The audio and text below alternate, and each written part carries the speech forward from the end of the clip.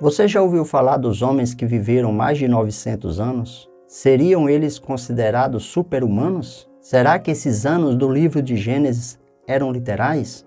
Os anos primitivos equivaliam a dias ou a meses atuais? Como explicar a longevidade dos antediluvianos? A longevidade dos homens antediluvianos, descritos no livro do Gênesis, tem sido objeto de admiração entre os leitores da Bíblia. Alguns questionam se esses anos mencionados lá no livro do Gênesis, nas genealogias, são literais ou se representam um intervalo menor de tempo, considerando o calendário atual. Pois, como alguém poderia viver por tantos anos? Considerando a expectativa de vida hoje, entre 70 e 100 anos no máximo, como isso é possível? Assista esse vídeo até o final, compartilhe, comente, se inscreva e ative o sininho das notificações para ser avisado de novos conteúdos aqui no canal. Em Gênesis 5, encontramos personagens que se aproximaram dos 1000 anos de idade. Esse é um número realmente impressionante. Adão viveu 930 anos, Matusalém 969, Noé 950, dentre outros. Agora vamos explorar algumas questões relacionadas a essa longevidade descrita nos primórdios da raça humana. Muitos não acreditam que esses anos sejam literais. Será que os anos dos antediluvianos devem ser interpretados de forma literal? Cremos que sim. Não há evidências no texto bíblico que sugiram o contrário. Embora a longevidade descrita possa parecer inimaginável nos tempos atuais, é importante considerar a veracidade dos registros bíblicos, bem como as particularidades do contexto da sua época. Existem várias razões para crermos na literalidade do texto do Gênesis capítulo 5. Mas você poderia se perguntar, será que o conceito de ano daquela época diferia do nosso? Alguns sugerem que o ano poderia corresponder a um intervalo menor, como de um mês no nosso calendário, por exemplo. No entanto, essa interpretação levaria a outras questões, uma vez que existem personagens que não viveram tanto tempo, e o pior ainda, que tiveram filhos com idade bastante tenra. Essa perspectiva, portanto, de que os anos seriam equivalentes a meses, pode gerar dificuldades de interpretação.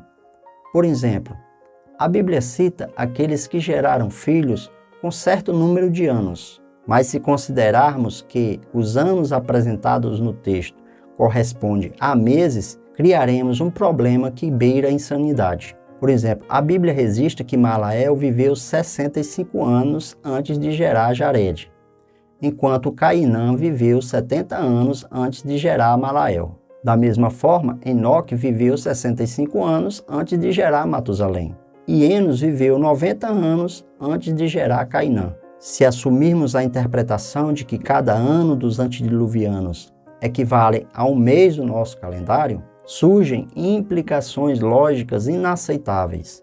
Por exemplo, Malael e Enoque teriam gerado filhos aos 65 anos, e se cada ano equivalesse a um mês, por exemplo, concluiríamos que tanto Malael quanto Enoque tiveram filhos com apenas 5 anos e 5 meses de idade. Isso nós sabemos que é biologicamente impossível. Cainã teria gerado filhos com 70 meses, ou seja, 5 anos e 10 meses. Enos teria gerado um filho aos 90 meses, ou seja, 7 anos e meio. Então, se não podemos acreditar que os homens que viveram muito no período do Gênesis viveram tantos anos assim, como poderíamos acreditar que eles poderiam procriar com tão pouca idade? Isso seria possível? É altamente improvável. Portanto, é mais razoável considerar que os anos daquela época eram como os anos de hoje, ao invés de acreditar que uma criança com apenas 5 anos e 5 meses pudesse gerar outro ser humano. Agora eu gostaria de abordar algumas possíveis justificativas aceitáveis que podem justificar a longevidade dos pré-diluvianos. A primeira delas é o clima favorável daquela época, que pode ter contribuído para essa grande longevidade. A segunda seria as condições alimentares, que eram diferentes das atuais. A terceira, um ecossistema totalmente distinto do que nós temos hoje. Em quarto, que Deus concedeu a eles longos anos, como uma graça especial, com o objetivo de povoar a terra.